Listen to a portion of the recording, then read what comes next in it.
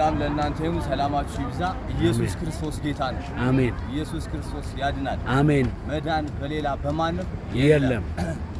እሺ ዘፍጥረት 17 ከቁጥር 1 እስከ 4 ያለውን በጌታ በኢየሱስ ስም አነብዋለሁ። አንብበው። እግዚአብሔር በ99 ዓመት ሰው በሆነ ጊዜ እግዚአብሔር ለአብርሃም ተገለጠለትና እኔ ኤልሻዳይ ነኝ፣ በፊቴ ተመላለስ፣ ፍጹምም ሁን፣ ቃል ኪዳኔንም በእኔና በአንተ መካከል አደርጋለሁ፣ አሜን፣ እጅግም አበዛሃለሁ አለው። አሜን። አብርሃምም በግንባሩ ወደቀ።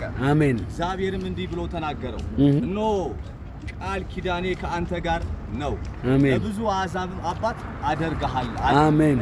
አደርግሃለሁ። አሜን። አሜን። የሚገርም ስንት ዓመቱ ላይ የተገለጠለት ለማን? ለአብርሃም እግዚአብሔር በ99 ዓመቱ ተገለጠለት።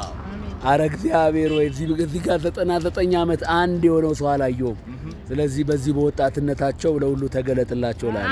ኢየሱስ ጌታ ነው። ክብር ለኢየሱስ ይሁን።